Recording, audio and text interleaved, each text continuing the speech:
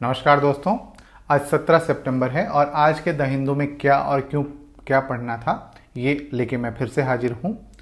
AI cameras gun जो page number 1 पे है, AI artificial intelligence cameras gun for poachers, है ना। Wild life official eight one of the most populous tiger zones in India are experimenting with a new set of camera traps or camera with infrared sensor deployed in forest, count wild animals, monitor the movement of potential poachers।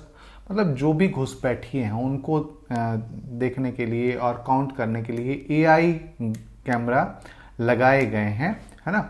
और इसी पे एक मतलब ये जो है एक news है। अब कहाँ लगाए गए हैं, जो कहाँ पे ये है, तो कान्हा पेंच जो टाइगर रिजर्व है कॉरिडोर मध्य प्रदेश में, वहाँ पे लगाया गया है। तो एआई का प्रयोग कहाँ कहाँ पे किया जा सकता है ये आप यहाँ से समझ सकते हैं। एक और क्षेत्र मिल गया कि हम वाइल्ड लाइफ की निगरानी के लिए भी एआई कैमरास लगा सकते हैं। ठीक है, तो एक पॉइंट यहाँ पे मिल जाता है। इसके बाद जो अगली न्यूज़ हमें पढ़नी है, to heaven and back at the roll of a dice. आप अभी देखे होंगे कि अभी हम जो देख रहे हैं कि मोबाइल फ़ोन की उपयोगिता या मोबाइल फ़ोन का दुरुपयोग बहुत ज़्यादा बढ़ गया है। तो Indian knowledge system under education ministry has developed 6 indoor games that are rooted in indigenous knowledge. This will be introduce in schools from the next academic year. अब नेक्स्ट एकेडमिक ईयर से इनको इंट्रोड्यूस किया जाएगा। इसका मतलब है कि कहीं ना कहीं जो सरकार है वो करिकुलम में इसको शामिल करना चाहती है। साथ ही साथ इसका एक फ़ायदा ये होगा कि जो हम मोबाइल गेम की तरफ, मोबाइल के वीडियो की तरफ जो आकर्षण है उसको थोड़ा कम करने का प्रयास किया जाएगा। तो इसको आप सोशल एक इंक्लूजन या सोशल जो चीज़ें हैं, मतलब समाज में सुधार के रूप में से देख सकते हैं।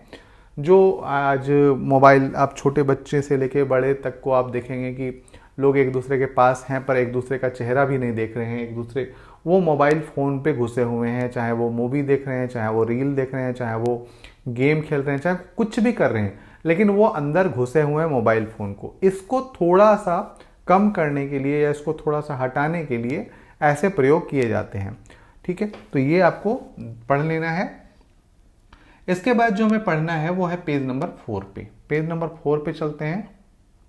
पेज नंबर 4 पे एक न्यूज़ है कि महाराष्ट्र गवर्नमेंट, जो महाराष्ट्र कैबिनेट है, वो announces 45,000 crore for development of drought hit Maharashtra. सूखे से प्रभावित जो है क्षेत्र उनको 45,000 करोड़ का पैकेज किया जाएगा। अभी यहाँ पे दो चीज़ें, एक तो है सब्सिडी और एक है फ्रीबी। क्या इस प्रकार के जो मतलब डेवलपमेंट के लिए ड्राउट हिट मराठवाड़ा के लिए 45,000 करोड़, तो यह क्या फ्रीबी है या नीड है वहाँ के लोगों की, इसके कारण से ये दिया गया। तो आप एक बार समझने का प्रयास करिए कि किसको फ्रीबी कहते हैं और किसको सब्सिडी कहते हैं और किसको नीड की पूर्ति के लिए इसे दिया जा सकता है।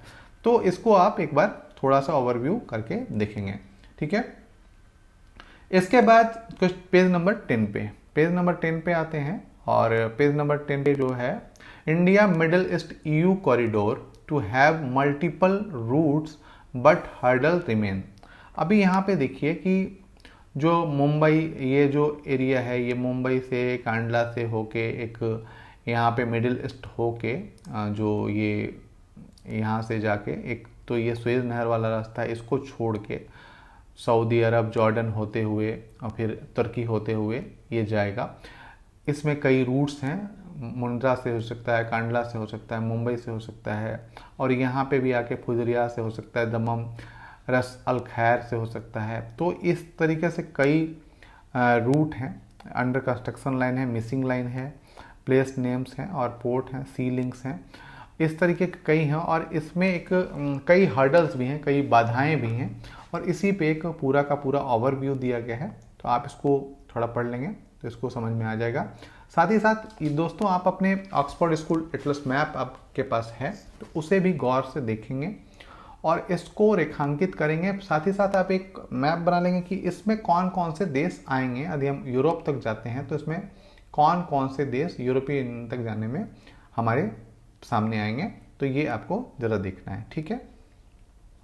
इसके बाद पेज नंबर 12 में पढ़ना है। पेज नंबर 12 में है कि centre publishes disability database striped of socio economic figures, ठीक है।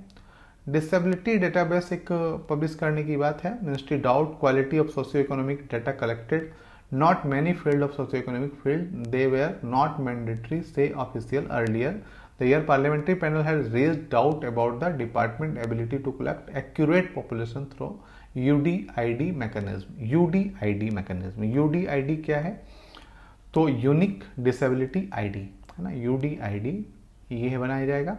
और इससे क्या होगा कि जो विकलांग है या जो सोशियो सामाजिक और इकोनॉमिक फिगर है उनके बारे में एक डेटाबेस तैयार किया जाएगा। इसके बारे में आप थोड़ी सी जानकारी रख लें। समाज जो हमें पढ़ना है इंडियन सोसाइटी, उसमें ये काम आने वाला है आपको, ठीक है।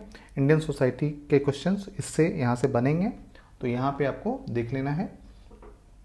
इसके बाद पेज नंबर 12 पे ही है, और पेज नंबर 12 पे क्या है, dolls from Manipur camps to spread smile globally. अब यहाँ पे कौन से डॉल हैं इसके बारे में थोड़ा ध्यान रखना पड़ेगा, है ना। कौन से हैं, तो एमोग्रूमी डॉल्स, एमोग्रूमी डॉल्स, मैक एमोग्रूमी डॉल्स, तो इसको थोड़ा याद रखना है, ठीक है।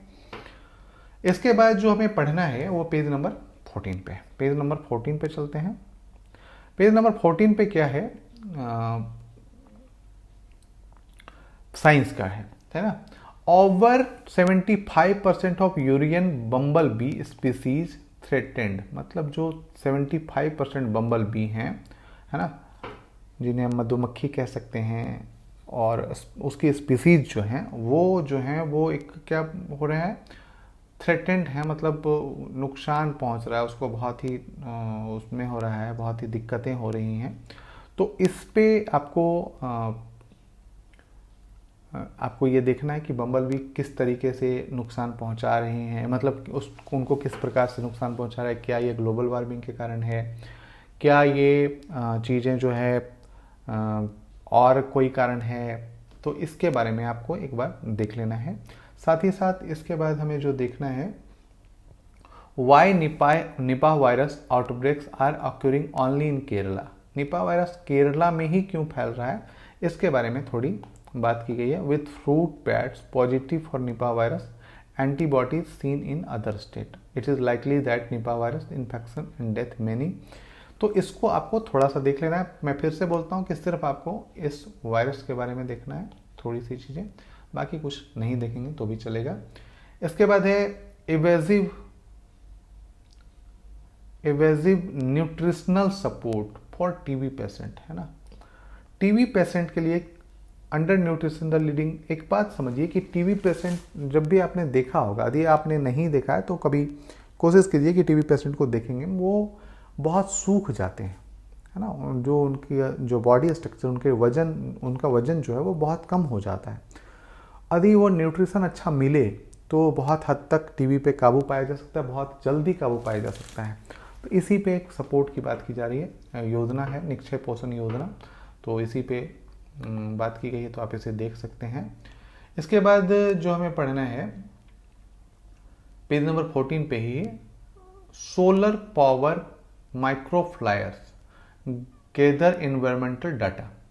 सोलर पावर्ड माइक्रोफ्लायर जो है वो बेस्ड है किस पे, तो ओरिगेमी बेस्ड। ओरिगेमी क्या है, ओरिगेमी जापान में एक कागज से बनाया जाने वाला, जैसे हम लोग कागज के जहाज उड़ाते हैं ना, वो ही ओरिगेमी वहाँ फेमस हुआ है। तो उसी प्रकार के फ्लायर बनाए गए हैं, रोबोटिक डिजाइन के हैं, जो float like seeds support more effective collection and transmission for environmental data. तो वो इस तरीके से बनाएंगे कि वो थोड़ा थोड़ा ऊंचे उड़ते रहते हैं और काफ़ी एनवायरमेंटल डाटा कलेक्ट करते हैं, ठीक है, ये है। तो इसको आप देख लेंगे, साथ ही साथ ओरिगेमी को जरूर देखेंगे, ठीक है। इसके बाद जो हमें पढ़ना है वो पेज नंबर 15 पे है। पेज नंबर 15 पे चलते हैं। Why Google on trial in the United State, ठीक है।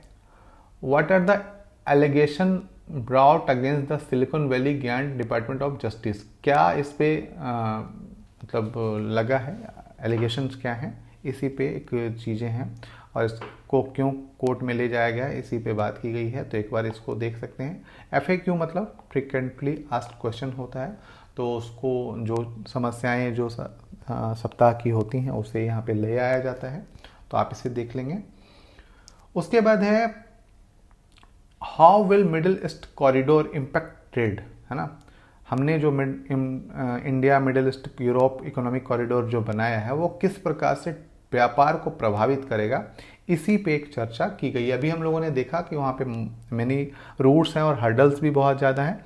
यहाँ पे चर्चा की गई कि किस प्रकार से व्यापार को, पूरे विश्व के व्यापार को प्रभावित करेगा और ये किस प्रकार से जो चाइना की वन बेल्ट नीति है, वन बेल्ट वन रूट वाला, तो उसको किस प्रकार से प्रभावित करेगा या उसको किस प्रकार से काउंटर करेगा, है ना। सिल्क रोड जिसको कहा जा रहा है, तो उसको किस प्रकार से काउंटर करेगा, इसके बारे में भी बात की गई है, तो आप इसे पढ़ लेंगे। इसके बाद पेज नंबर 16 पे है।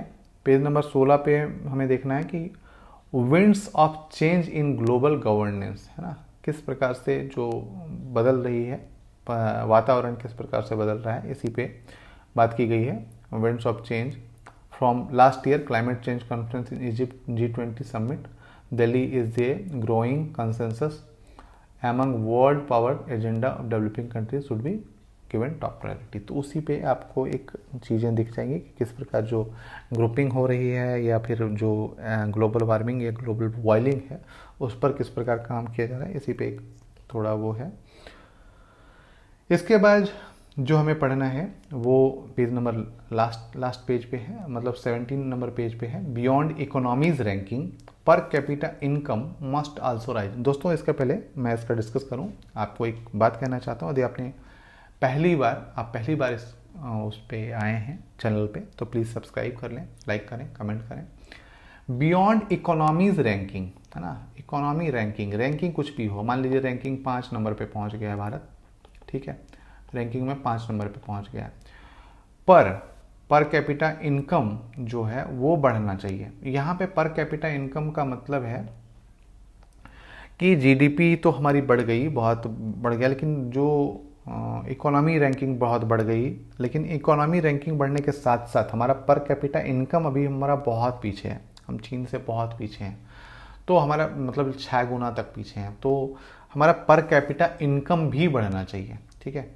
तो यदि पर कैपिटा इनकम बढ़ता है तब हम एक्चुअल ग्रोथ करते हैं, है ना, और इसी पे एक बात की गई है, तो ये आप देख लेंगे, ठीक है दोस्तों। फिर कल मिलते हैं क्या और क्यों पढ़ें के साथ। धन्यवाद।